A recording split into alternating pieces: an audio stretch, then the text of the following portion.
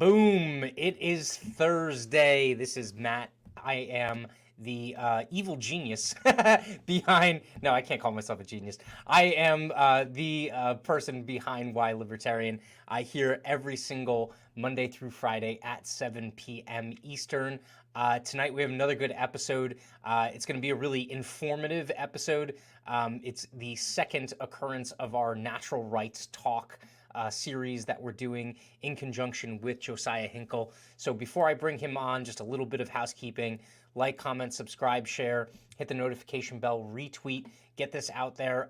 This is really hard-hitting information. Believe me, like, the more you listen to what Josiah has to say, you are going to be floored by some of the stuff that comes out and is actually law when, you know, what we have now as law is completely cockamamie. So definitely share this out there, get it out to whoever could be helped or is interested in this information. So without further ado, I'm bringing on Josiah. How's it going, Josiah? Hey, how you doing? I'm very good, very good. So last week we kind of laid out like the outline, right, of everything that you're kind of working on at ANRF. And so what we want to do this week is we want to start kind of like building those building blocks together. So we're talking about hierarchy of law, correct? Yeah, so what I want to tell you about today is man and the state of nature and the natural law. And also I'm going to take you through kind of like a history of the evolution of the philosophy of law, of Western law. Awesome. So I think the first thing that you have here on the notes is it's basically what the difference is between natural law and positive law, right? Yeah, so I think this is a good starting point to kind of give your mind, you know, the ability to kind of understand some of the words that you're going to hear. Sure. But yeah, so there's two different main kinds of law. That's natural law and positive law. So I just threw out an excerpt from a legal dictionary from the 1850s that defines law. So I figured I'd just read it for you. Sure. It says this word has law.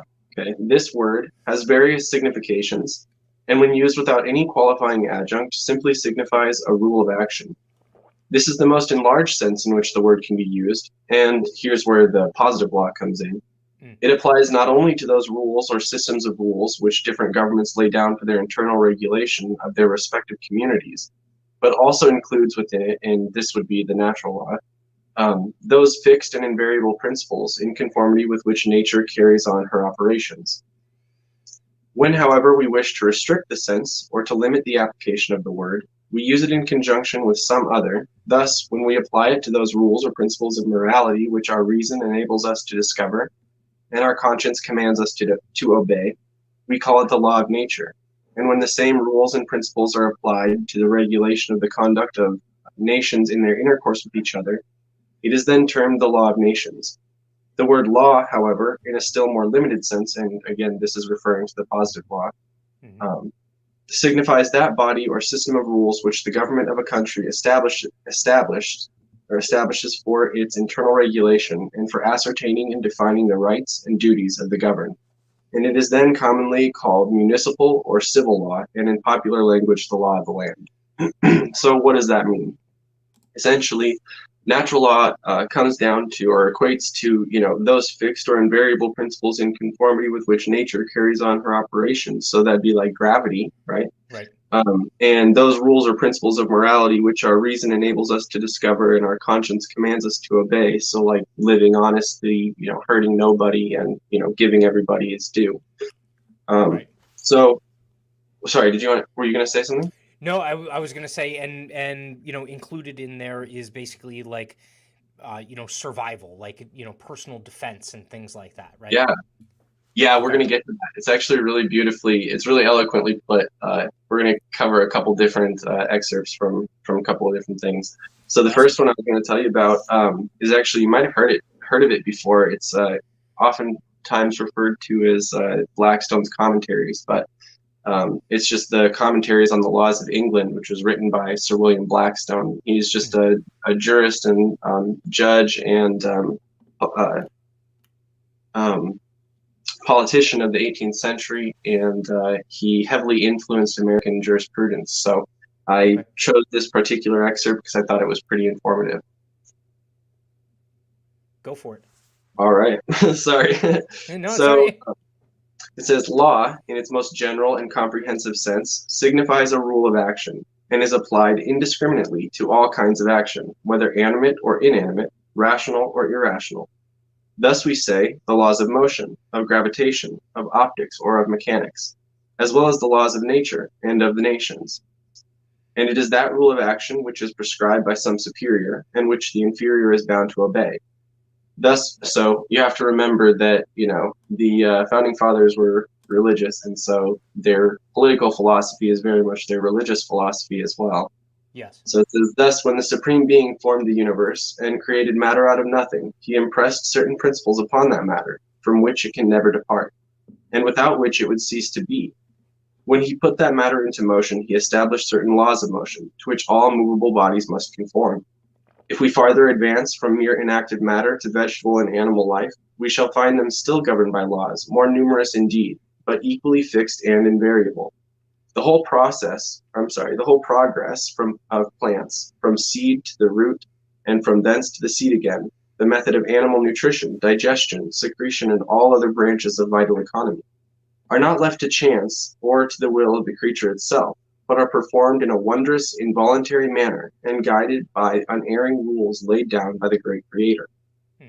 This, then, is the general signification of law, a rule of action dictated by some superior being, and in those creatures that have neither the power to think nor to will, such laws must be invariably obeyed so long as the creature itself subsists, for its existence depends on that obedience. But laws in their more confined sense, and in which it is our present business to consider them, denote the rules not of action in general, but of human action and conduct. That is, the precepts by which man, the noblest of all sublunary beings, and that just means like of the earth, a creature endowed with both reason and free will, is commanded to make use of those faculties in the general regulation of his behavior. Man, considered as a creature, must necessarily be subject to the laws of his creator. Thus, it is necessary that he should in all points conform to his maker's will.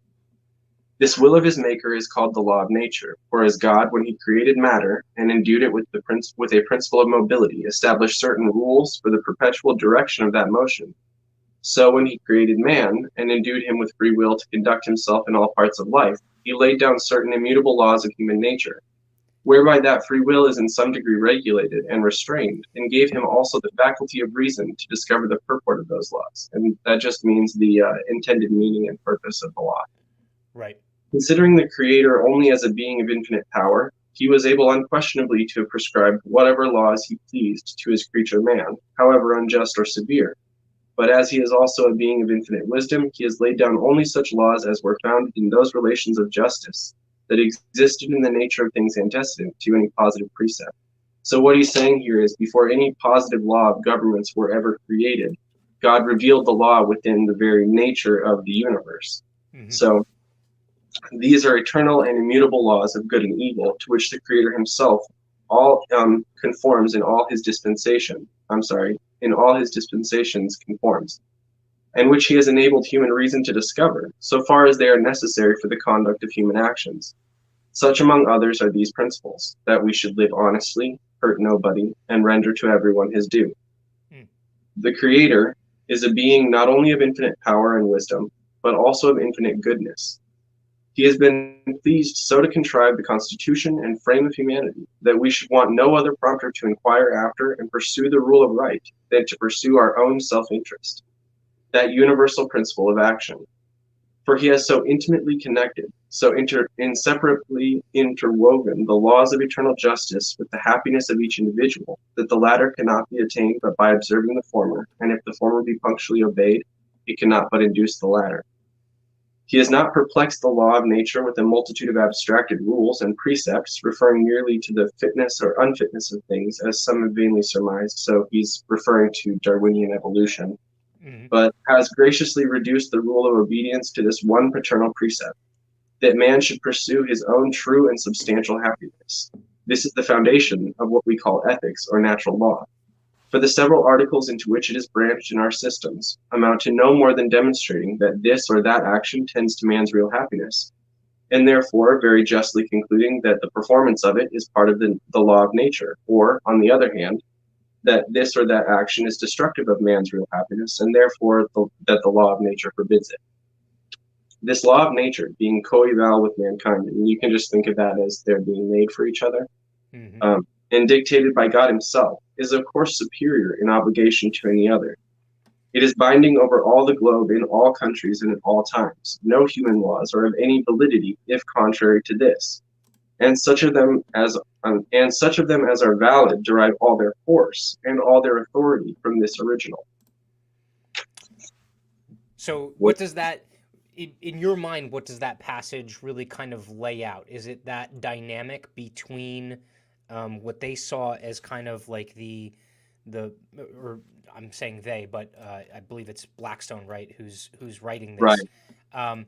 What he's saying is essentially that that dynamic between what is essentially kind of like the preordained or the divine law of nature versus where that kind of begins or ends, and then where kind of the law of man takes over. Would you say that that's accurate?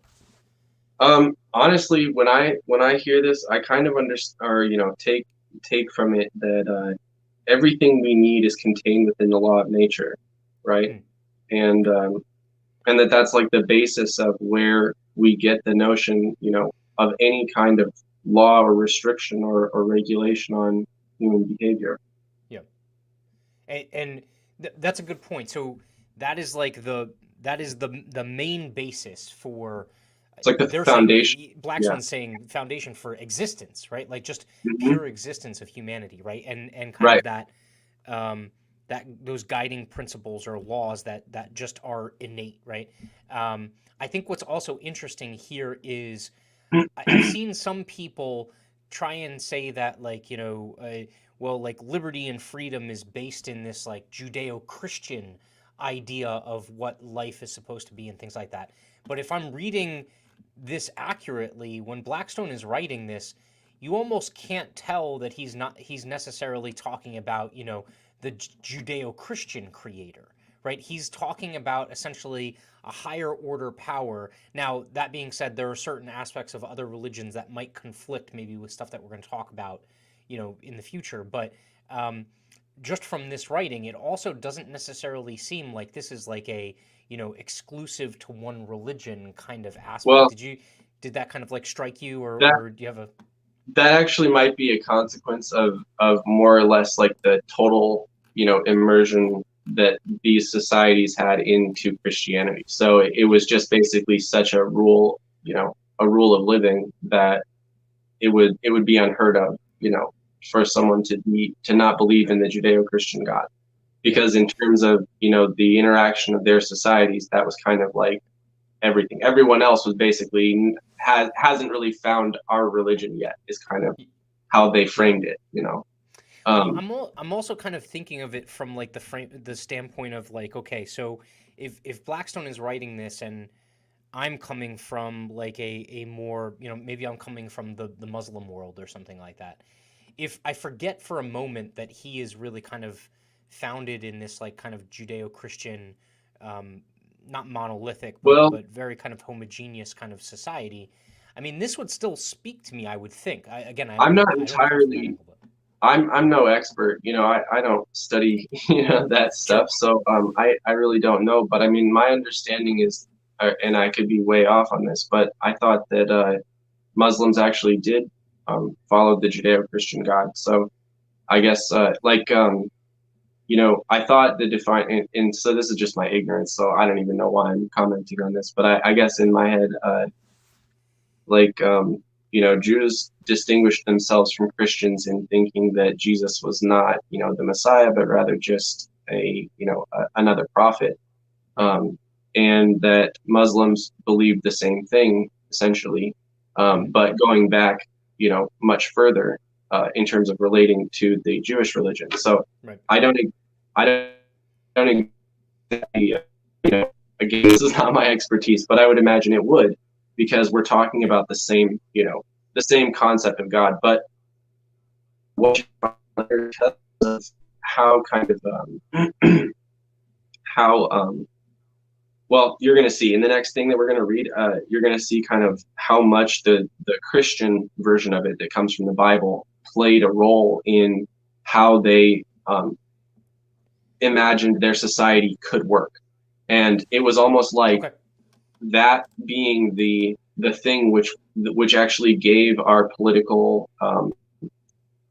organization its capacity to function, and then basically having lost that religious orientation, which you're going to see has Hmm. certain impacts. It creates, like here's okay. Now we could imagine how absurd this would be, but imagine, because of how everybody at the time would have been Christian, right? Hmm. It's even in the legal dictionaries under the term atheist that they're not qualified to sit as a witness because they don't have a belief in God that would bind their conscience. And Right. so this is like fundamentally, belief in God is essentially what would keep you from abusing other people. You know what I mean? It's not the law. Yep. It's the fact, the illegitimacy of doing such actions. You know. Yep. Yeah. And that frame of reference, I'm sure will continue to be echoed here. So let's move to the next kind of passage here, or the next kind of section. All right. So So yeah, I think the next thing we're looking at is what, basically the rights of colonists from 1772, right? yeah, so this is a document that basically it was passed by the British citizens in order to combat, the efforts of Great Britain to, impose their unjust rule. Samuel Adams proposed that they coordinate efforts, and one of the tasks that they were to do was to make a statement of the rights of the Englishmen as men, as Christians, and as subjects of the Crown of England. And Okay. so this is essentially, I'm just going to read the first section that's, the natural rights of the colonists as men, because that's Sure. kind of what we're sticking to here. Yep. So it just says, among the natural rights of the colonists are these. First, a right to life. Secondly, to liberty. Thirdly, to property, together with the right to support and defend them, and in the best manner they can. These are evident branches of, rather than deductions from, the duty of self-preservation, commonly called the first law of nature. All men have a right to remain in a state of nature as long as they please, and in case of intolerable oppression, civil or religious, to leave the society they belong to and enter into another. When men enter into society, it is by voluntary consent, and they have a right to demand and insist upon the performance of such conditions and previous limitations as form an equitable original compact. So essentially, you can't be forced to join a political or a political society. There must be consent. And so if that consent was based on certain conditions, then the people who join have a right to demand the performance of those conditions. Mm-hmm. So it says every natural right not expressly given up or from the nature of a social compact necessarily ceded remains. All positive and civil laws should conform, as far as possible, to the law of nature of natural reason and equity. And remember, that's just fairness, right? Yep. In the state of nature, every man is, under God, judge and sole judge of his own rights and of the injuries done him. And so this is what I was talking about before. The reason it says under God is because, our founding fathers envisioned, eternal punishment for the practice of sin and wrongdoing. Mm-hmm. So basically this made, men in the state of nature, strive for using their rights justly. Right. You see what I mean? It was, yep. Yeah. By entering into society, he agrees to an arbiter or indifferent judge between him and his neighbors. But he no more renounces his original right than by taking a cause out of the ordinary course of law and leaving the decision to referees or indifferent arbitrators. The natural liberty of man, and this is my favorite, the natural liberty of man is to be free from any superior power on earth, and not to be under the will or legislative authority of man, but only to have the law of nature for his rule. In short, it is the greatest absurdity to suppose in the power of one or any number of men, by entering into society, that they renounce their essential natural rights or the means of preserving those rights, when the grand end of civil government, from the very nature of its institution, is for the support, protection, and defense of those very rights. The principle of which is as is before observed, are life, liberty, and property. If men, through fear, fraud, or mistake, should in terms renounce or give up any essential natural right, the eternal law of reason and the grand end of society would absolutely vacate such renunciation. The right to freedom being the gift of Almighty God, of God Almighty, it is not in the power of man to alienate this gift and to voluntarily become a slave. That's amazing. Right? That is so for let me put this into my layman's terms and see if I'm right here. So essentially what they're writing in this, Bill of Rights, or this kind of this statement about the rights, the natural rights of man. They're saying essentially that whether voluntarily or through coercion or some other means, if you give up your natural rights, you're not allowed to, right? It's almost like, because the natural rights are inherent to you, it's not even something that you can give up willingly. Like if you choose not to enforce them, then whatever, but it's not like you lose them, right? Yeah. So it's if I would even clarify it, something that's really cool about this is just that in the American tradition, basically the the idea of the natural rights being protected by the society, right? That idea comes from the idea that the society was actually made to protect the natural rights. So because we have that kind of flipped orientation, we kind of inverted it, where we agree that the only reason we create political society is for the protection. So there's no legitimate political society that could have any interference with those rights, right? Because the nature of its institution is based on that. Whereas as we're going to learn when we talk about the different philosophies, that's very much different, in the origins of how the monarchy became established and different powers in Europe and such. Yeah, no, that's extremely powerful from also the standpoint of just kind of juxtaposing that with what the present system looks like in our country, and the idea being that just the very nature of the hierarchy of law, would you say, is being violated on a daily basis right now?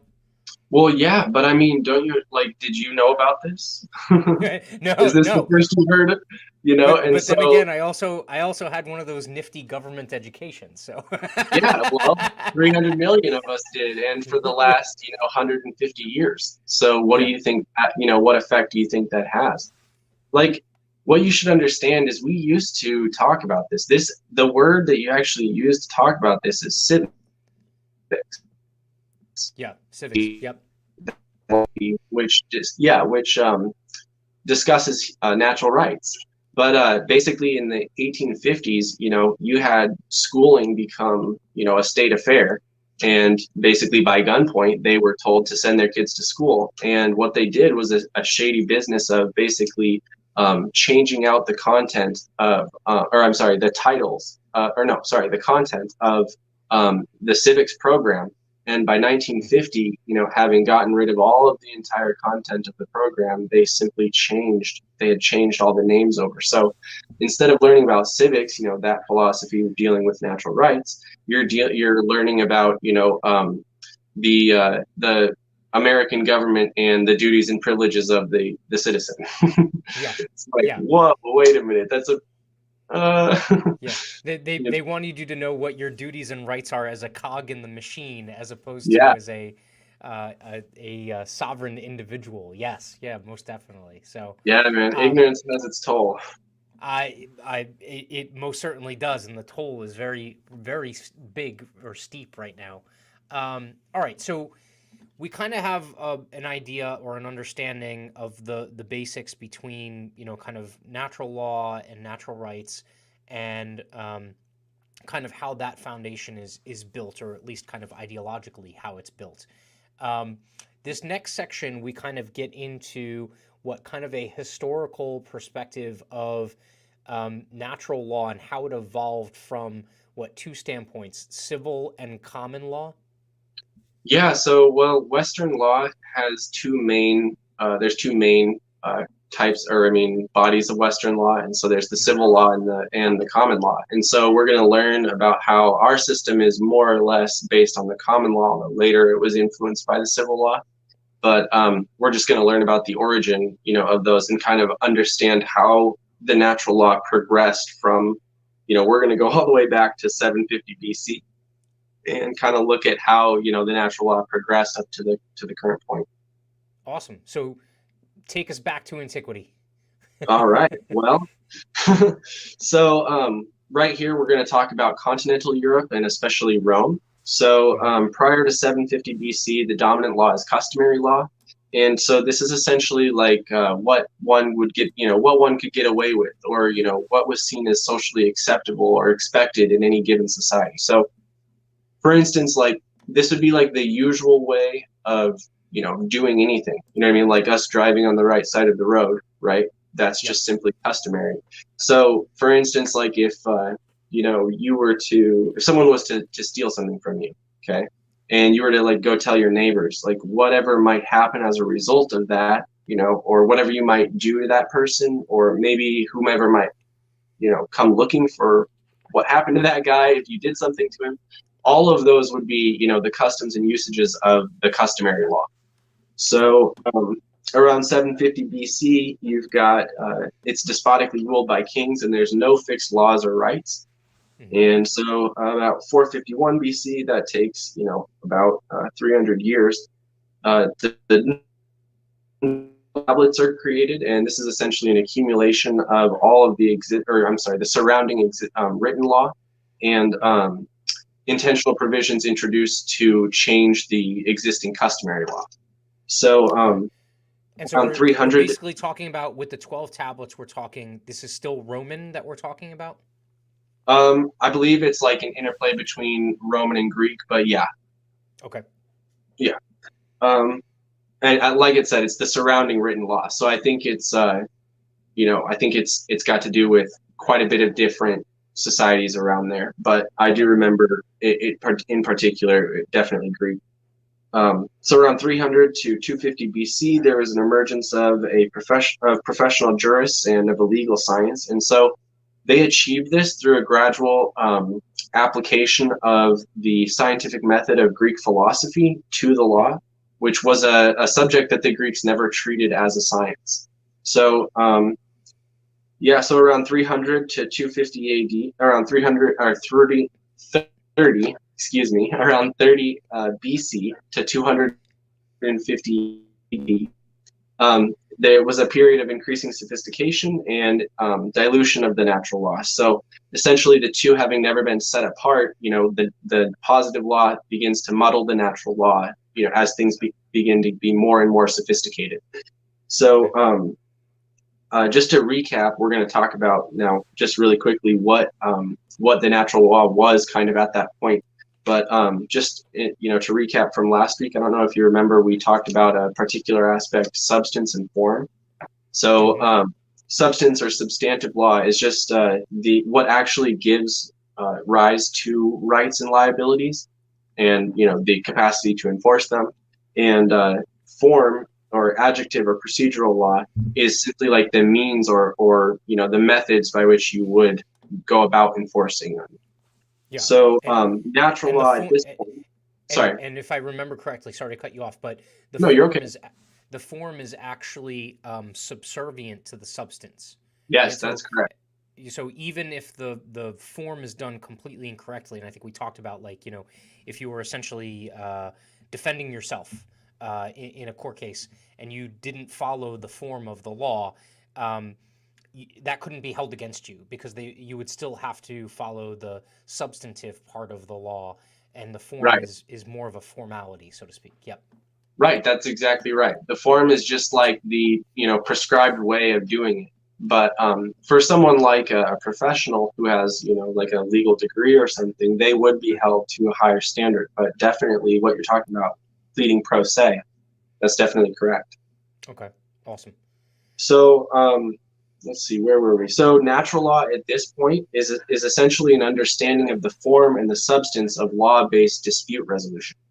So let's see, some developments included around 300 BC. You've got the publication of the formularies of court, and this is just essentially what's necessary to bring an action, to court, right? It's like the beginning of form.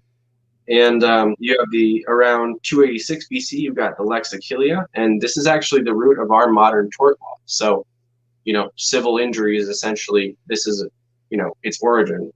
So by 160 AD, the contracts were standard into different types, and they also had a system of private law, or developed a system of private law based on the division of all things into persons, things, or legal actions, and as well as public law, which was to protect the interests of the Roman Empire as well as prosecute severe crimes. So that, sorry to cut you off, but so that development of the Lex Aquilia was essentially, before that, there wasn't necessarily like a civil court, right? So like if someone had, wronged you or caused damages, you couldn't necessarily take them to civil court. Is that right? Like for monetary damages? Or with everything, we need to remember that it's all like a slew of patchwork, a patchwork of, this and that, and not everything is on the same page at the same time. But yeah, essentially, yeah. Okay. Not necessarily that it didn't exist, but rather it's just like imagine before the 90s we didn't have computer crimes. Those were never written in any legislation anywhere, because nobody had conceived of such an idea, right? And so with this, it's essentially the same thing with it's just continuing to produce documents or things which allow people to clarify and understand the law itself. So that's why I was saying natural law at this point is basically an understanding of the form and the substance. So with the Lex Aquilia, it's essentially like them understanding the substance that would give them, like someone attacked them, right? And they never realized, it never occurred to them that was actually a thing that the courts are made for, that's why you know what I mean? And so this would be produced to say like, oh yeah, if they, attacked you with a computer or whatever, they, defrauded you with a computer, that's something, you know what I mean? Right. It's basically, yeah. So just continuing with, Rome and continental Europe, around 250 AD, the conditions favorable to a flourishing legal culture had become less favorable. The general political and economic situation was deteriorating because the emperors continued to assume more and more control over all aspects of political life.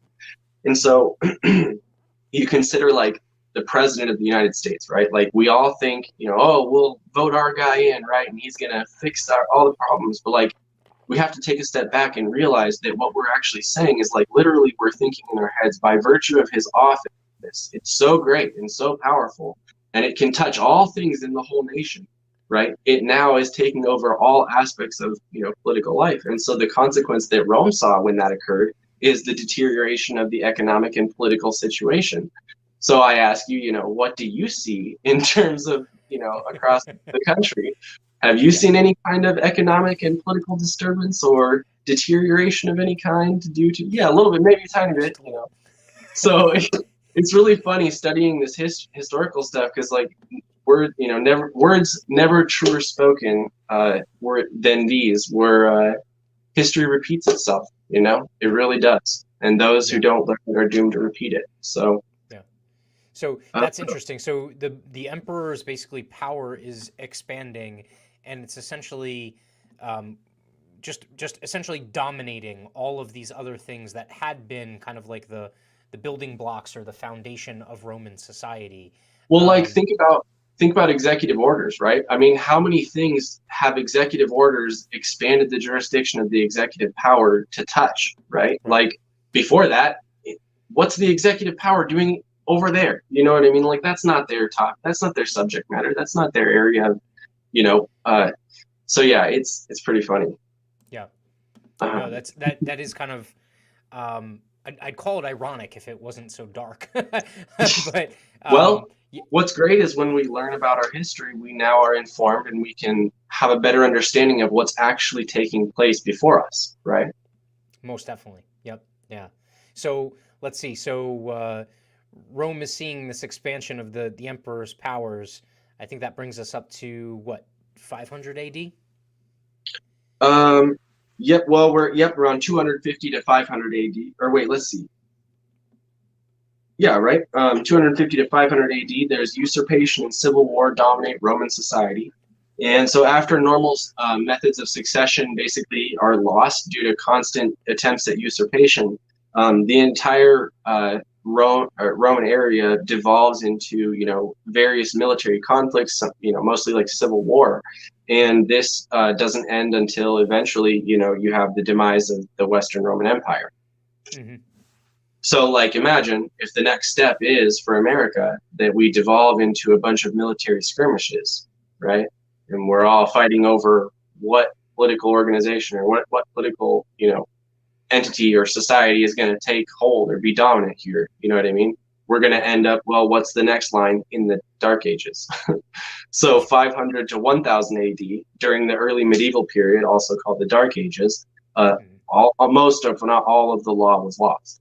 So Yeah. that's where we're headed, right? If we don't make a course correction. Right. So you want me to just keep continuing? Yeah. No. I mean, like it definitely paints an eerie picture. It's also interesting that that far back we went from somewhat of a I don't know if maybe civil is the word, but a fairly a fairly structured or a fairly kind of not even equitable, but just like less chaotic, right? And then as a result of essentially tyranny, it devolved into chaos, and so it's like we've gone from bad to good back to bad again. So I'm interested to see how we get back out of the darkness. I'm actually so glad that you said that. You said, and then as a consequence of tyranny, or Mhm. sorry, yeah, well, basically due to the circumstance bringing about tyranny, right? There was Yep. a consequence of chaos. Yep. That is oh man, that's a serious historical motif that if you understood that, you would realize this is why at every single revolutionary period of human, history, it's Mhm. been because, things will be like this or like this, and then you have all this conflict, and then you have the tyrannical power, and then the tyrannical power makes every human realize that the next step is obviously to reestablish the natural freedom of humankind, Yeah. right? It always Yeah. ends up in the destruction of liberty. Yeah. So medieval period, we're in continental Europe. I think we're at what, the Holy Roman Empire. Yep, so around 800 AD, the Holy Roman Empire emerges as the dominant political or ecclesiastic society whose emperor was crowned by the Pope before assuming the imperial title. And so Okay. this sorry, were you going Go to say ahead. something? Oh, No, okay. go ahead. So this ecclesiastic, so that just means religious. So this religious political authority essentially exists or became dominant because of the huge, Catholic sentiment in Eastern European peoples. So Okay. in addition to the fact that these religious rulers were considered necessary men. That's like a word for, or your phrase from back then, but essentially all of the available learning was entrusted in their institutions, in their hands. And so if they were necessary men for that reason. So essentially the law coming from the Holy Roman Empire is called the canon law. Around 1070 AD, you have a manuscript of the Legal Digest found in Italy. And from this time, scholars begin to study the ancient Roman legal texts and share with each other, what they've learned. And the centers for this study are in Bologna, and no, not like the processed meat product, but rather this was the law school there actually became the first university. So it's actually I think it's pretty neat. But some of the provisions of Roman law were reintroduced into all across Europe because kings and princes would use university trained counselors as members of court and so on. So by 1550 AD, the Roman law dominated the legal practice of European countries via the jus commune. And so this is essentially a legal system in which Roman law was mixed with elements of canon law, as well as Germanic custom, which was especially incorporative of the feudal law. And basically, this was common to all continental Europe and Scotland. And the legal systems that are based on it in English-speaking countries are called the civil law. So this is the origin and the destination of what is the civil law. So if you speak to someone in, say, Brazil or in Venezuela, well, I don't know about that, but in Brazil, and they've got a law degree in canon law. So by 1550 AD, the English legal system was more developed than the Roman law, and it developed in parallel rather than wholesale reception of Roman law. And the inns of court rather than civil law at Cambridge or Oxford universities. So basically, in order to talk about our, to Britain, is that's where the English legal system got developed. So I can just keep going if you want. So around or prior to okay, so we're gonna have to backtrack a little bit, right, and go back to around 800 AD or even prior to there. So essentially, there was only an oral, unwritten law, which was delivered from age to age merely through tradition and custom. So the ancient Aboriginal Britons were Druids, and so this may have actually influenced, nature becoming a main focus in their political philosophy. But also the fact that they did not have any written letters or written language is the consequence for why law up until that point was all unwritten and orally kept alive. So by 800 AD, there were many kingdoms all fighting for dominant control of the island. So natural law, the comprehension of natural law at this point is tantamount to sociology, which is essentially the study of people and cultures, and formal logic. And so this would be in consequence of the application of, you might have heard the phrase plain, obvious, or necessary reason. Well, anyway, so, on that basis, this would become known as the universal law or the law common to all. And this is what, the basis of calling it the common law. So around 900 AD, the petty kingdoms were consolidated into one kingdom and a heptarchy of provincial establishments. So essentially, the West Saxons took control of the local kingdoms, and they became the sovereign ruler of the entire island. And the internal environment of the local kingdoms, because they were, populated and governed by different clans and colonies, they all developed their own internal customary law, and it's very different from each other. And was always kept in check with the universal or common law.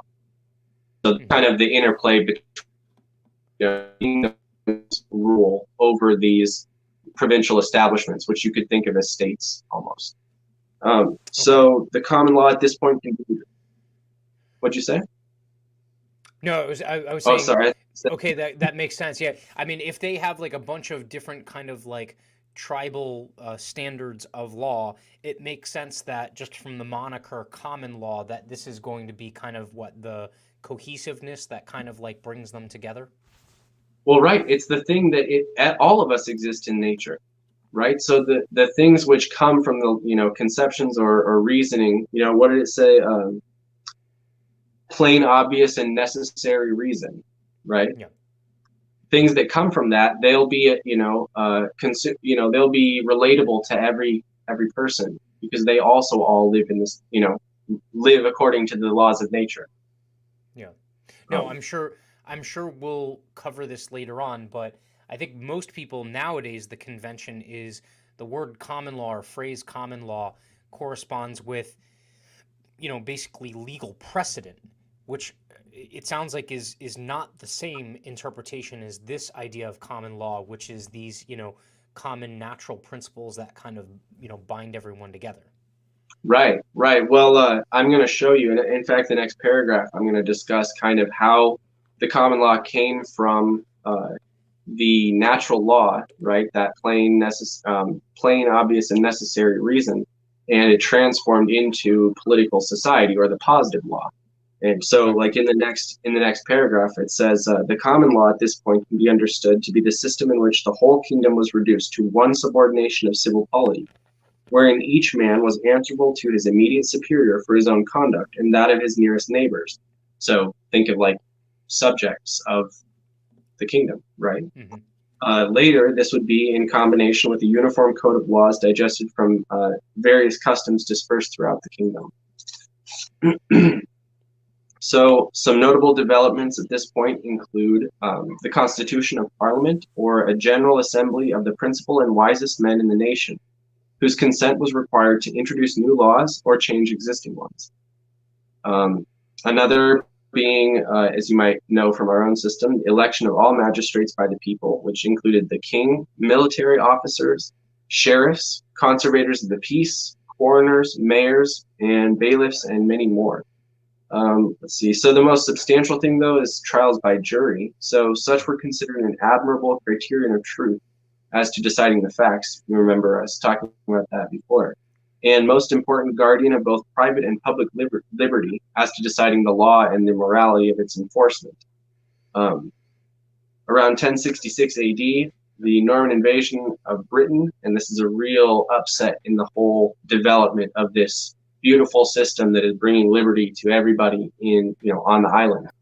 Hmm. Um, in order for the Norman rulers to maintain control over the consolidated kingdom, though, they have to uphold the natural law, which had been incorporated in the common law, for like 300 years up until this point. So basically, while they upheld it, they also just figured out a way to utilize it as a means of, abusing the people, essentially. Mm-hmm. So, like politically, financially, and legally, it's like a means of trickery and abuse.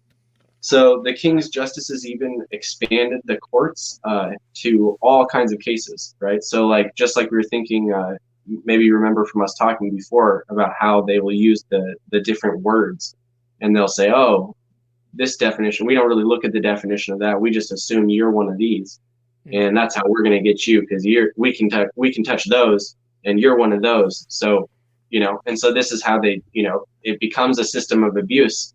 Like our legal system literally went through the same transitions that theirs did when these abusive see originally everybody just wants to get a good life, right? Yeah. So they're all using the law. The law is coming about because it's either customary, that's just how we've always done it, or it makes sense. That's Hmm. what makes the laws, right? They make sense. Yeah. And so when you have this invasion from the Norman, rulers, they're like warlike. They're horribly,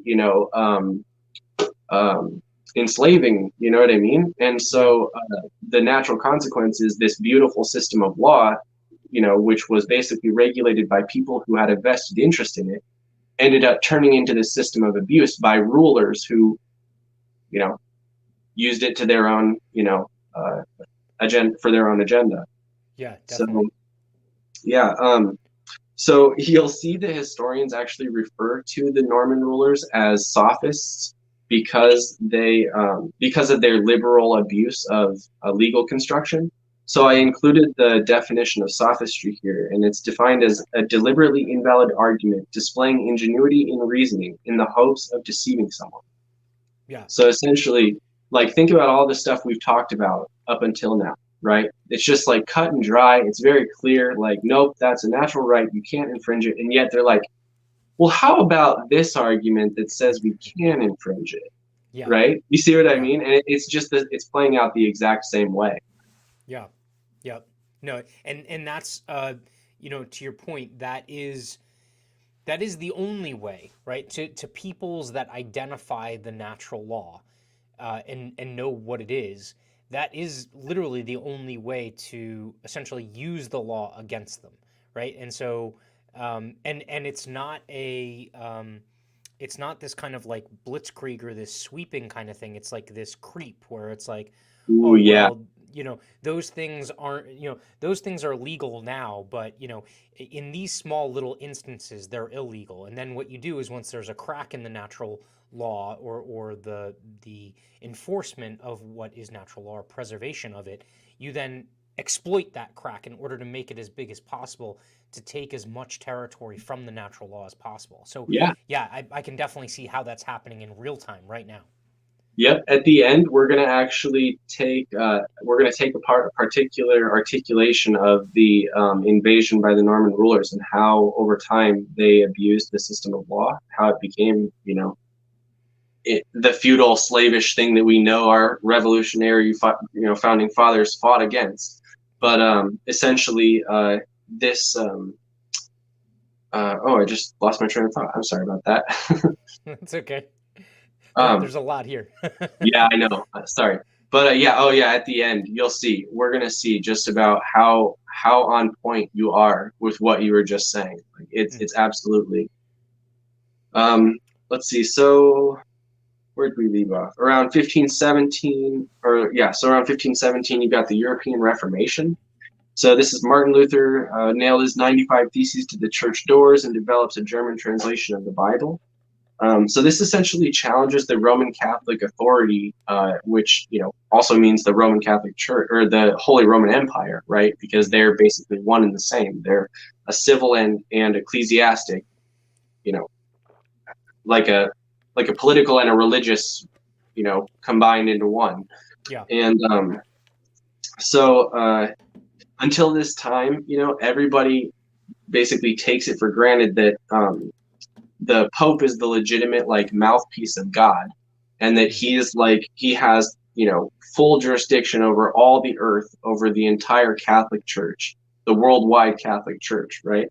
And essentially, when Martin Luther produced a German translation of the Bible, as people became more and more as it became more and more available to them, and as they were able to read or have someone in their family who could read it to them, they were able to learn, they were able to move away from religious intermediaries, right? They were able to say, not need the religious like clergy to interpret the Bible for them anymore.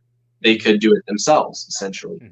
And so this had the inevitable consequence of basically showing everybody just how corrupt and deceitful and abusive the Holy Roman Empire had become, right? So essentially, it's this law that you can't read and you can't learn about, and you can't know about, because it comes from a book that only we can read, first of all, and secondly, are ordained and authorized by God to interpret, right?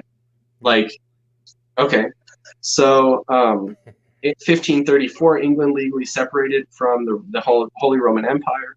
1536, the Anglican Church formally challenges the authority of the Roman Catholic Church. So essentially, the European ecclesiastic authorities in the Holy Roman Empire, right, are starting to lose control as more and more political and ecclesiastic powers begin to challenge their legitimacy.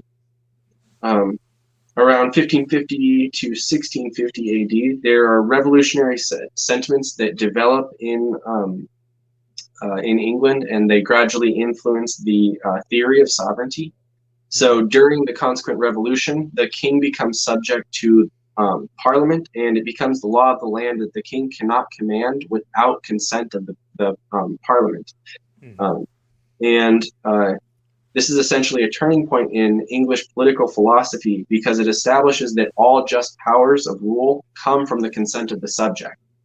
And their conception, of course, holds that the subject is essentially represented in the parliament, and that that's essentially how that works. But of course, it would be more accurate to say the noble class would have been representative in the parliament. Yes. Around 1580 to 1700, during the end of the 16th and entire 17th century, the experimental sciences were taking off. Observation and reason were giving rise to physical, biological, and mechanical laws of the natural universe. So the natural law is being actively revived and altogether enriched by the various discoveries in the natural sciences, right? So Yep. it's like coming about. It's like coming. The natural law always pops its head out. It can never stay hidden for long because it Yeah. comes from nature. It's literally here in the universe every given moment. Yeah. So let's see. Around 1593, Richard Hooker publishes the first 5 volumes of his Laws of Ecclesiastic Polity, which argued that the Bible is not the only guide to truth that God had provided because God has established the universe according to laws and provided human beings with reason by which they can discover those laws. So this brings the natural law into very clear focus, right? Mhm. And it provided a worldview that challenged the conventional worldview, which essentially thought that the political will, or right, the positive law, was what God instituted, right, the divine right of kings to rule, was Yep. what God created or instituted in order to save humanity from its wicked and sinful self. Yep. But what they're learning through all of the development of the natural sciences, or the discoveries, is that the natural law is actually what God created in order for us to learn how to, live on the earth. Mhm. It's beautiful to me. Coming Yeah. from a scientific background, I just find that to be, it's just marrying science with freedom, and you get excellence. Yeah. Definitely. Um, okay, awesome. So So yeah, so there's basically this keep going. so it's basically a scientific kind of like, not uprising, but science coming to prominence in terms of the greater kind of like thinking of cultures, and specifically here what we're talking about, Britain and Europe, uh, Yeah, is yeah. So think also about. helping to Sorry. counteract that, the ecclesiastical kind of idea of what should be the interpreted natural law, right? Right, because at this point, basically, you've got the Roman Catholic Church, and it's essentially, the religious authority that came about after the fall of Rome, or after the fall of Rome, Yep. and Rome. That's that whole Jesus thing that happened there, right? Yep. So essentially, the power that came about claiming it could interpret, all the stuff from Jesus and everything, and nobody else could, that it's the head of the church and everything and the Yep. state, um, the state in Jesus Christ. Anyways, so yeah, it ends up becoming the dominant power, and it's really interesting. As man would, he always seems to take advantage of whatever tools he has to manipulate and abuse the people around him when he's not got some kind of higher moral foundation. But what you'll see in the natural law, just like what we're talking about here with the scientific aspect of it, is Hmm. just like you'll see that if you remember what we were talking about in what was it like, I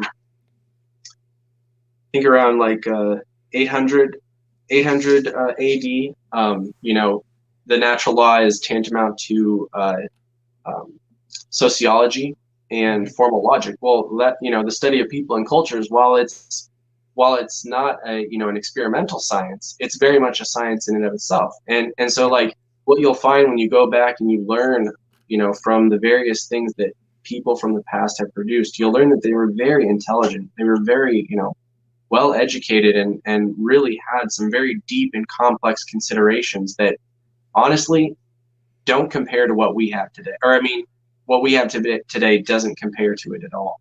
Mm. So we are definitely just not as educated as they certainly were. But now they're limited by what they had to educate themselves with, Yeah. right? So that's why we can stand here where we are today. But essentially, being able to kind of conceptualize as the law itself as something that's in nature, right? You go all the way back to the substance and form of the Roman society, and you realize that like that's the natural law. Then sociology and formal logic is the law, is the natural law. And now we have the natural law coming about in terms of actually experimental sciences and actual laws of the universe that are more from experimental. They're more concrete, right? So everybody can think about the laws of nature now, and they're whereas the laws of society, or when I say sociology, there's maybe a little bit more fluency, right? There's a little, or not fluency, but a little bit more liquidity and flexibility in the conceptions and relationships. But this really drove it home. So around 16, you want me to just continue? I was going to continue on with. So around 1650, the Quakers actually evolved the Western philosophy by challenging the need for the ordained clergy of the ecclesiastic authorities of Europe and England. So this is essentially like the same revolution that occurred in Greater Europe and Eastern Europe is occurring now in England, right? And they established a proprietary government in North America, and this is just based on the idea that through studying the Bible, you could have a personal and direct relationship with God that didn't require religious intermediaries, just as Martin Luther had helped to foment in Europe. So let's see here. So around 1688, John Locke produces his two treatises of government, where he reestablishes the philosophy of Hooker. And this influences the founders. So they're all born after around 1700, and most during the mid 1700s, or like the mid 30s. Along with his own beliefs on Unitarianism, which essentially emphasized the ultimate role of reason when interpreting scripture. And also, empiricism, which emphasized the role of empirical or evidence-based data experimental evidence. That's what I meant to say. Sorry, empirical evidence or experimental evidence that was necessary in the process of forming ideas. So the founders essentially inherited the scientific age, right? Like all of that work being done prior to, and they're kind of born and they kind of are born right into it. And so it would only make sense that their political and religious philosophies are kind of inscribed into that scientific worldview. Yeah. You know what I mean? Yeah. So two prominent philosophers who had a direct influence on the founders in American jurisprudence are Jean-Jacques Rousseau and, as you've heard, Sir William Blackstone, who wrote the commentaries on the laws of England. So Jean-Jacques Rousseau, around 1762, published The Social Contract. And so I'm just going to basically make a few comments that essentially compares the English philosophy with the predominating historical or like revolutionary period philosophy with what actual American philosophy then became. Okay. So the political philosophies which came before, or in the political philosophies which came before, the sovereignty of the body politic was an absolute authority wielding absolute control over its subjects. For Blackstone, sovereignty was in the power to legislate, and he saw the perfection of this power in the political nature of the English monarch, having no authority to legislate without consent of Parliament, which is thought to be representative of the subjects, the same subjects upon whom the laws were intended to be enforced. So legitimacy of the laws which the English government enforced came from representation. The essence of sovereignty for Rousseau, however, was in an absolute will, an absolute power of determination over the body politic. In other words, control over all its members, even to the point of choosing which members should die if such deaths were expedient to the will of the sovereign. But Rousseau, which is I find to be pretty extreme, but Rousseau also maintained that even if Each man could alienate himself. He could not alienate his children. They are born men and free. Their liberty belongs to them, and no one but they has the right to dispose of it. Before they come to years of discretion, and in the common law, this would be, determined to be 12 for girls and 14 for boys. The father can, in their name, lay down conditions and well-being, but he cannot give them irrevocably and without conditions. Such a gift is contrary to the ends of nature and exceeds the rights of paternity. It would therefore be necessary, in order to legitimize an arbitrary government, that in every generation the people should be in a position to accept or reject it. So do you hear that? If this generation did not, get provided the opportunity and be put in the position of accepting or rejecting their government, it is an arbitrary government, not made out of reason or any kind of legitimacy, but rather by the mere will of dictatorial and, power-hungry abusers. Yeah. Usurpers.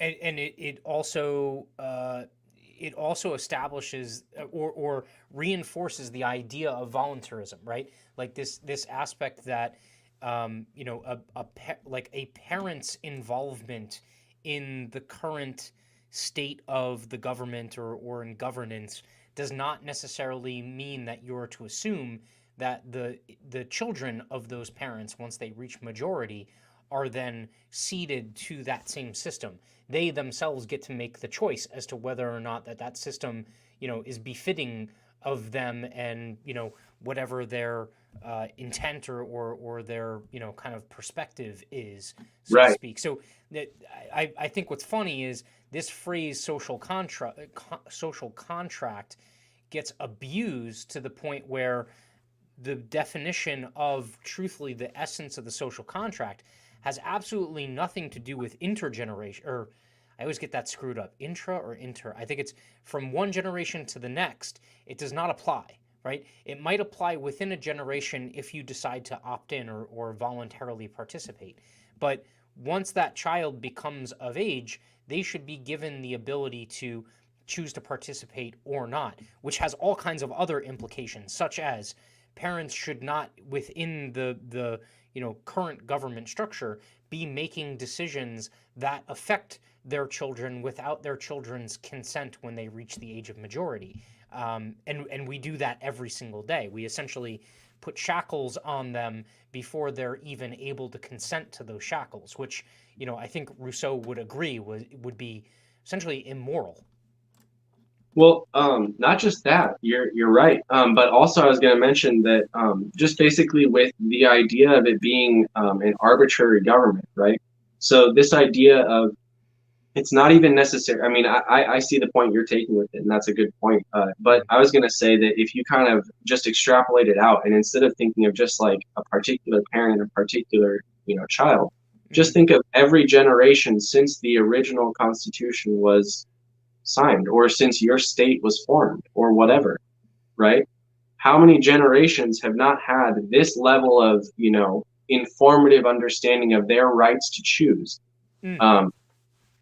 Which has caused everyone to believe now that you're just like automatically inscribed into the political society from which your parents are. But your parents can't do that. They can't, give you a social security number and cause you to be part of a, cause you to be part of a political society that you don't want to be a part of. But also, because remember, voluntary consent is necessary. You can't be forced to join a political society. But also, I do want to correct you, and I know it's not your fault. It's just, how I study the legal terminology. When you say years of the majority, that's actually from the civil law. So what you're actually referring to is, I think it's like 18 to 45-year-olds are.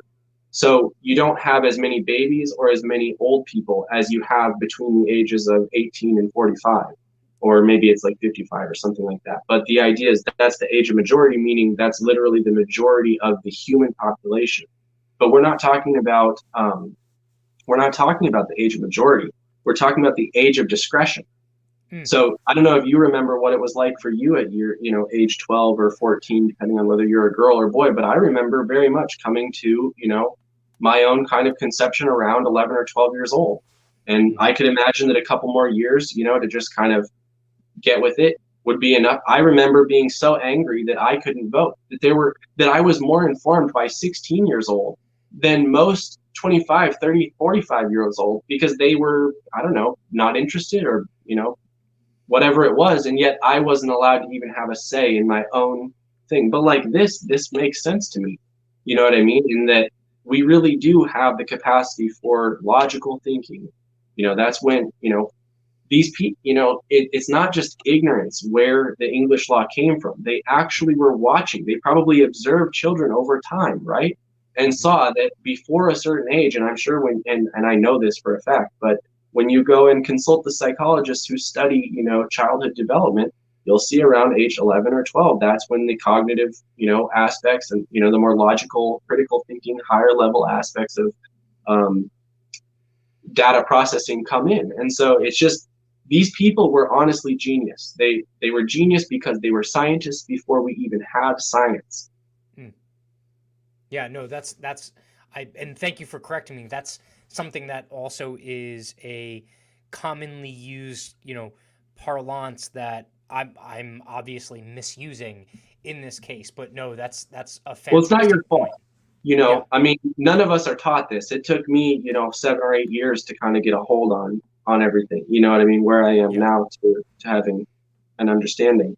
So it's definitely not your fault. They did it intentionally. And like I said, like with the schools, just perverting what is civics, that you wouldn't even understand, that a person in 1900 would not understand that what you learned in a textbook called civics was not the same textbook that you got in 1850 when everybody knew what civics was.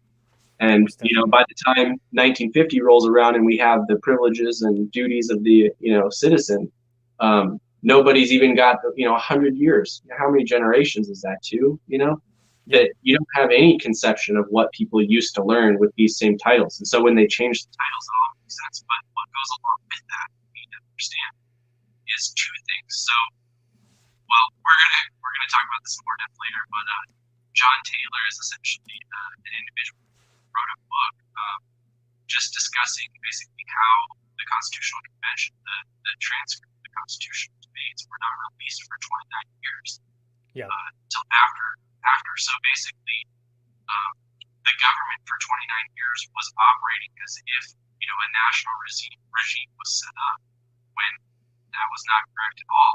When you actually read the debates, you realize what kind of political organization, came out of that signing and everything.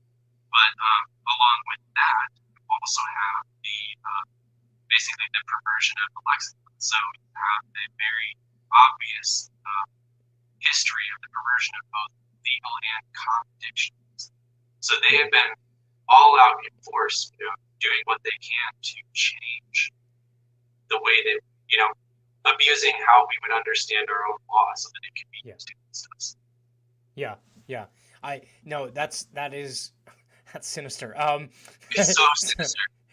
So, just one technical point. So the microphone got a little tinny or something like that. Give me 1 second. Let me pull you out of the stream and put you back in and see if that fixes it. All right, give it another try. All right, how's that? Well, it's still a little tinny. I can still hear you though. So I think we'll just kind of keep pushing forward because we only got like maybe about 10, 15 minutes left here. Still that way?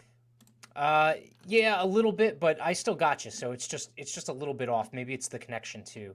But all right, so we talked about Rousseau, and then so there's more to do with Rousseau and Blackstone here, right? In terms of natural sovereignty. So at this time in history, Rousseau is wrestling with a paradox within the nature of sovereignty as he understands it. And it had become widely accepted that man, as he exists in the state of nature, was to be free from any superior power on earth except those laws prescribed by nature. So if you were to create a government to protect the natural rights of the citizens, which was, remember, the very reason why you created a government in the first place, how would you then make sure that the government agents did their job, right? If they're also free. So Rousseau put forward the idea of the social contract. This is essentially where all members of the body politic agree to be bound by certain duties, and in turn they enjoy the benefits and privileges of the society so long as they fulfill their duty. So legitimacy of the control imposed upon one in the social contract came from his failure to perform this shared duty. To Rousseau and Blackstone both, political philosophy did not allow the sovereign, that's the highest authority in the body politic, to exist as a divided body. For Blackstone, the body politic could only be framed in one of three ways: as a democracy, an oligarchy, or a monarchy. But in the American adaptation, the people were the sovereign, each individual. What that means is that we're each 100% the sovereign of the government. In a republic, the public officials are considered only our agents. Our founding fathers understood very clearly the very reason civil governments are instituted by men, and the singular goal all governments are aimed to achieve is the protection of the natural rights of the people that created them. So legitimacy, the American political philosophy, could only come from the degree to which the government protected the natural rights of the people and the privileges and immunities of the citizens, and anything else becoming then an arbitrary. And so this is how America is, 100% unique, and why it's considered to be, the great political experiment. Because anyone that joined the American political society was under no more obligation than the original obligation they suffered under the laws of nature.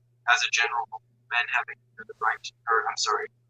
the natural right to do anything which their inclinations may suggest, if it be not evil in itself, and in no way impairs the rights of others.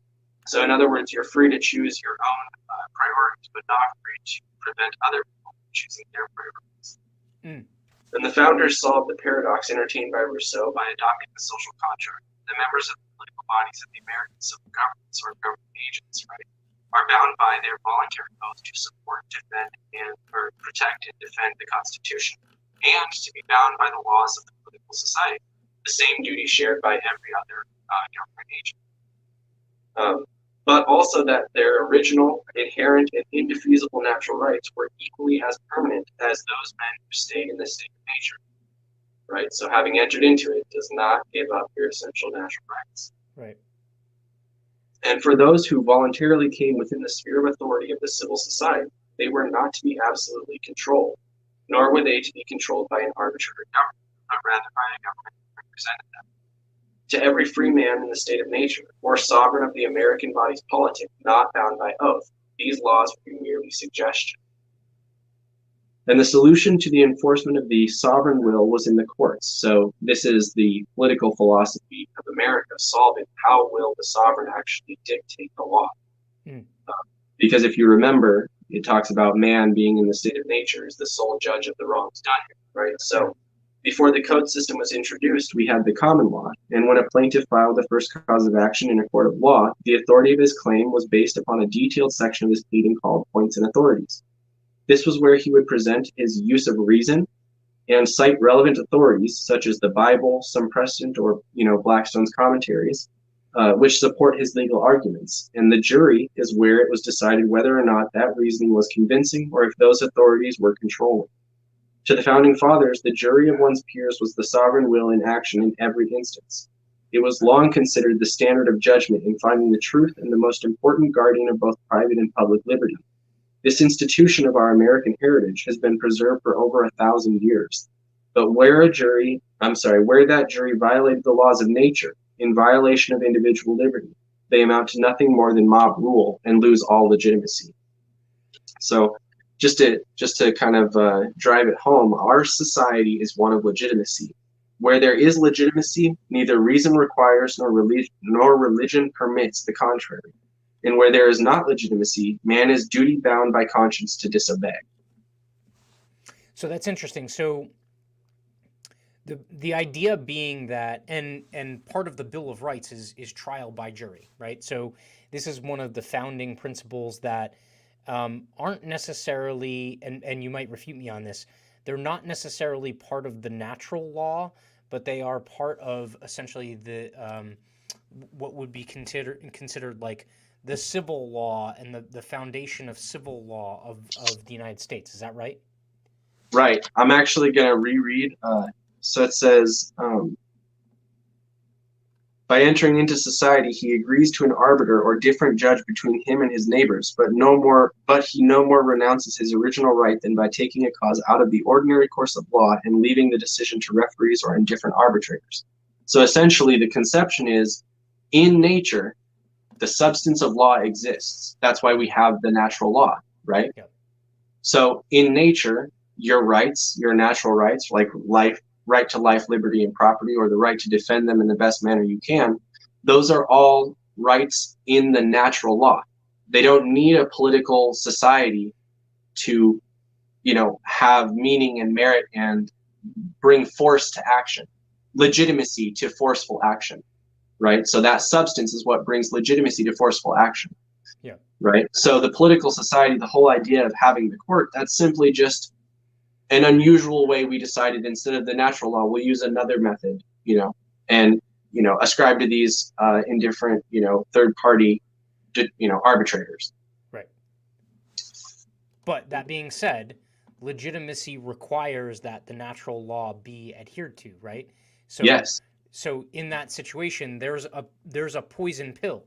So even if you're agreeing to this, system, if there's a loss of legitimacy in the system or the process, it is your right, or dare I say obligation, to essentially disobey against that illegitimate process Yes. or convention, right? Okay. Yep, exactly.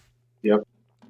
And Awesome. and in fact, to the liberty of everyone around you, right? What you may not realize is you're not just asserting your own liberty, but you're also, creating a forum for everyone else who may not have the power to overcome their own, insecurities or whatever, to actually stand up as well and also assert their rights, right? Yeah. Awesome. All right, we have one last big passage here, I think, and a couple more points. So if you want to just fire through, this is Commentaries on the Laws of England by William Blackstone, and this is from 65 to 69, and it's Book 4, Chapter 33. Yep. So the reason why I wanted to read this to you, and I know we're trying to be quick, but just to give you a preface, what you're going to find in here is a comparison of what is going on today with how the English common law was abused by the Norman invaders. Okay, so the northern conquerors of Europe, so that's the Norman invaders, were then emerging from the grossest ignorance in point of literature, so that though the materials upon which they were naturally employed in the infancy of a rising state were those of the noblest kind, the establishment of religion and the regulations of civil polity, yet having only such tools to work with, their execution was trifling and flimsy. Both the divinity and the law of those times were therefore frittered into logical distinctions and drawn out into metaphysical subtleties with a skill most amazingly artificial, but which serves no other purpose than to show the vast powers of the human intellect, however vainly or preposterously employed. Hence the law in particular, which, being intended for universal reception, ought to be a plain rule of action, actually became a science of the greatest intricacy. Like how our legal system, right? You can't just read the law and understand what it means. You got to go get a specialist who studied for 8 years or 4 years to, in order to be able to even understand it, right? Right. Especially when blended with the new refinements engrafted on feudal property, which refinements were from time to time gradually introduced by the Norman practitioners, with a view to supersede, as they did in great measure, the more homely but more intelligible maxims of distributive justice among the Saxons. So think of the Patriot Act, right? Which grafted on refinements, right? Like we can now spy, the American government can spy on the people. Like, right? It's the same thing happening. Yeah. Yep. So let's see. And to say the truth, these scholastic reformers have transmitted their dialect and finesses to posterity. So that just means pass their methods to the future generations. So interwoven in the body of our legal polity that they cannot now be taken out without a manifest injury to the substance. Statute after statute has in later times been made to pare off these troublesome excrescences and restore the common law to its pristine simplicity and vigor. And the endeavor has greatly succeeded, but still the scars are deep and visible. And the liberality of our modern courts of justice is frequently obliged to have recourse to unaccountable fictions and circuities in order to recover that equitable and substantial justice which for a long time was totally buried under the narrow rules and fanciful niceties of metaphysical and Norman jurisprudence. And so I say in our case, metaphysical and Kabbalistic jurisprudence. But the nation at this period seems to have grown under as absolute a slavery as was in the power of a warlike, ambitious, and politic prince to create. The consciences of men were enslaved by 4 ecclesiastics devoted to foreign power and unconnected with the civil state under which they lived, who now imported from Rome for the first time the whole assortment of superstitious novelties which had been engendered by the blindness and corruption of the time. So think of COVID, right? And all of the novel recommendations imported from the WHO and the CDC, right? Like, not 9 months ago, but when they gave this recommendation, 9 months before they gave the opposite recommendation, or 10 years prior they gave, right? Or like they changed the definition so we can call, man, never mind. That's another discussion. That's a whole other episode. The laws were administered in an unknown tongue. So literally, dude, lawyers in America call it legalese, like Chinese, or like it's literally legalese. It's literally because it looks like English, but it's actually a different language. So literally, our own laws are being written in an unknown tongue. Let's see. The ancient trial by jury gave way to the impious decision by battle. The forest laws totally restrained all rural pleasures and mainly recreations. So think of your hunting and fishing licenses, or like your no camping zones. And in cities and towns, the case was no better. All company being obliged to disperse, and fire and candle to be extinguished by 8 at night by the sound of the melancholy curfew. So like COVID lockdowns, right? I mean, like literally, do you even see the ultimate property? 1 for 1. Yeah, right? The ultimate property of all lands and considerable share out of the present profits were vested in the king. So like, what's your, commercial tax rate? Right? Like, what do you pay to be in business? What do you pay in taxes to be in business? Do you own any property? Do you have real estate? Do you pay any taxes? Right? Like it's wow, right? How did they do this? How did we not notice that it's exactly what they did before? So let's see here. Sorry, I just kind of lost my place. So I'm just going to reread that sentence. The ultimate property of all lands and considerable share out of the present profits were vested in the king, or by him granted out to his Norman favorites. So consider like who got money from the COVID Relief Act. The bailouts. Norman favorites. That's who. The modern day Norman favorites. So who by a gradual progression of the Norman favorites, right? Who by a gradual progression of slavery were absolute vassals to the crown and as absolute tyrants to the commons. So you think about like or you think about vaccine passports, right? In the private sector. Like literally, that's just exactly what is going on today in America. Unheard of forfeitures, talliages, aids, and fines were arbitrarily extracted from the pillaged landholders in pursuance of the new system of tenure. And to crown all, as a consequence of the tenure of knight service, the king had always ready at his command an army of 60,000 knights or millites, who were bound upon pain of confiscating their estates. That's everything they own, including like what would their wives and children live on, all of it. It would be theirs, the states. To attend him in time of invasion or to quell any domestic insurrection, right? So who's Police and around? military. Right, I was going to say, who's around the Capitol right now? I wonder. Yeah. So from so complete and well concerted a scheme of servility, it has been the work of generations for our ancestors to redeem themselves and their posterity into that state of liberty which we now enjoy, and which therefore is not to be looked upon as consisting of mere encroachments on the crown and infringements of the prerogative, as some slavish and narrow-minded writers in the last century endeavored to maintain, but as in general a gradual restoration of that ancient constitution whereof our Saxon forefathers had been unjustly deprived, partly by the policy and partly by the force of the Normans. So that's essentially the comparison of how the common law was this natural law thing, completely based in, plain, obvious, and necessary reason, and it became this abusive system that became slavery, essentially slavery for the people.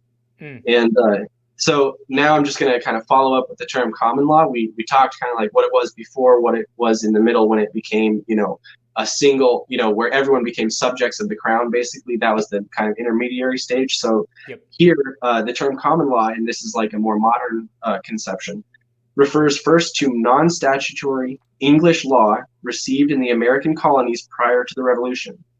Second, to non-statutory law propagated by judges prior to the passage of the Constitution. Third, to non-statutory, non-constitutional law propagated by judges from the passage of the Constitution to the end of the second decade of the 19th century. The term common law is used only metaphorically in referring to developments after 1820 that reveal an entrenched role for the judiciary. The term non-constitutional law includes statutory, administrative, and judicial lawmaking outside the ambit of the Constitution. So this is just to give you an understanding. The people in legal, the legal experts, and that doesn't mean in the legal profession, but rather the legal historians, the experts on the legal history, basically are explaining how they observe, in 1820, this kind of loss of the control of the jury being able to nullify and have this effect. And that these developments with how the code system came in and everything that came as a result of that, and then also the complications that came after the Civil War, basically it's only referred to metaphorically. So it doesn't actually mean, the common law doesn't actually mean any of that stuff.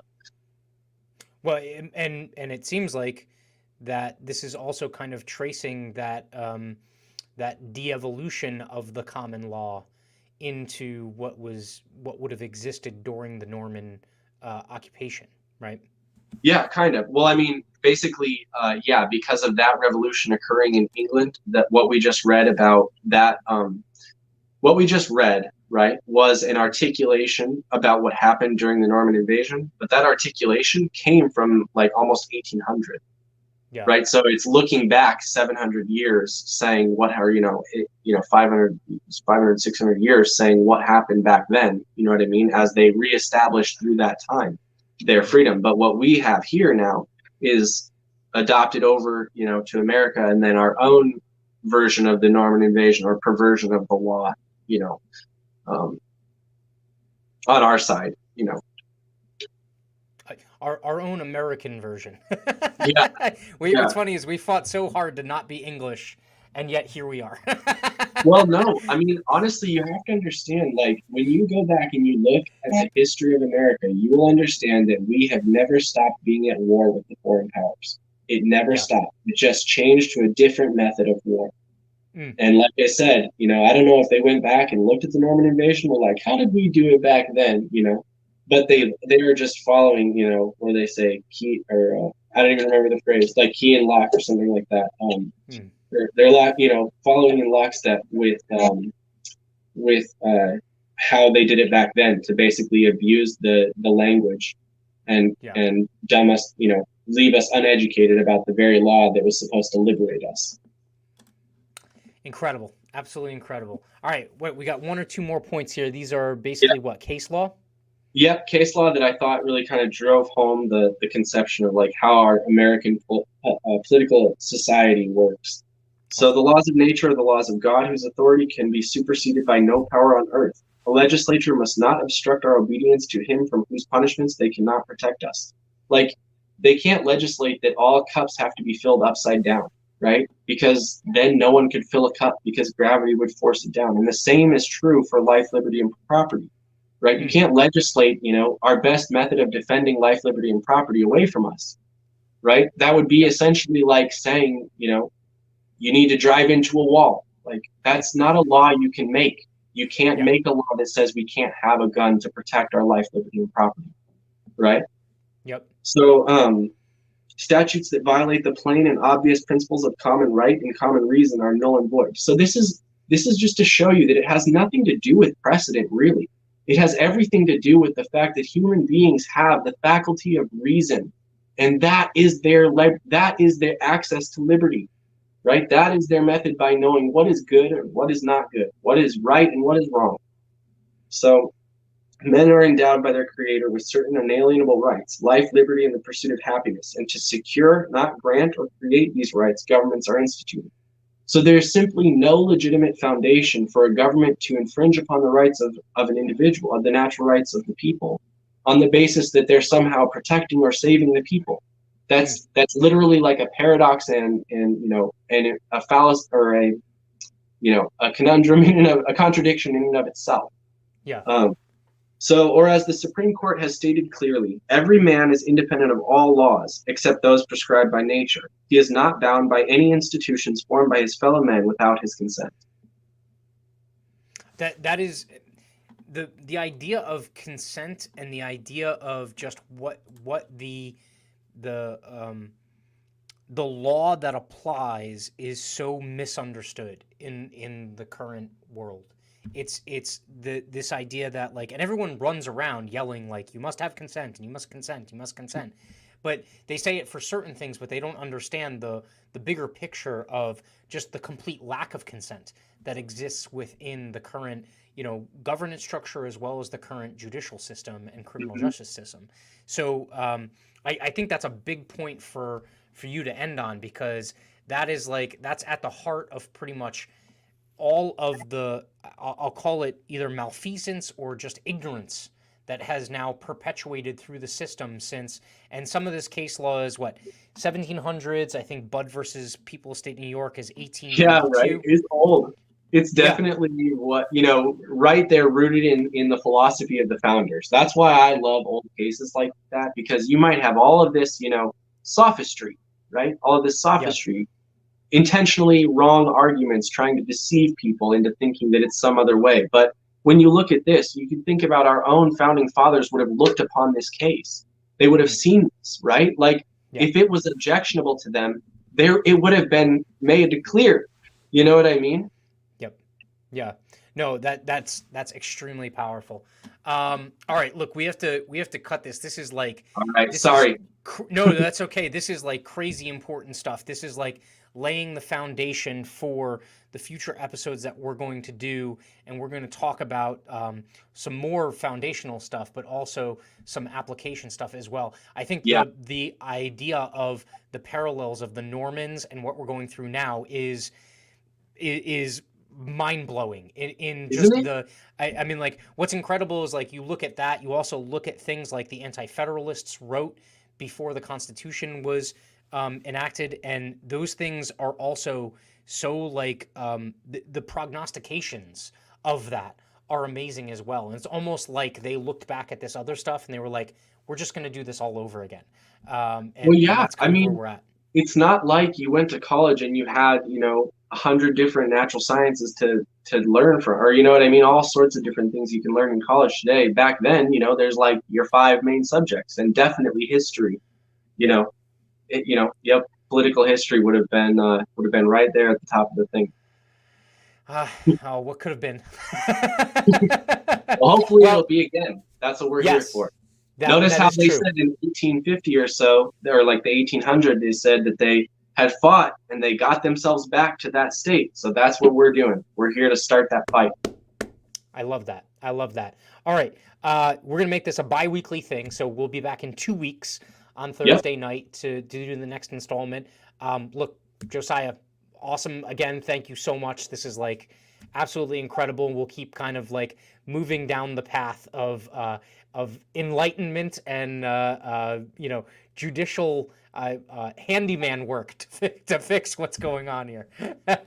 Awesome. That's awesome. Well, hopefully next time it won't be so long. Yeah. Even if it is, Thank you so much. It's all good information. So hopefully everyone was able to kind of stay awake. They better have. They missed something good if they didn't. So, but all right.